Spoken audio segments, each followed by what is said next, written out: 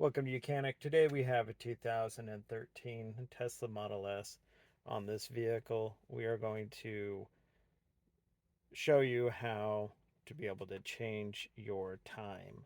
There's only one option to change your time, and that's not changing the time of day, because the GPS will change your time depending on which time zone you're in and where it's at. But you can change your format on whether you want it 24-hour or 12-hour. So going through the car menu here, we come up to display, and then down here as you scroll down, we have formats, and these are all the different changes you can make in your formatting, and then you can do the 24-hour.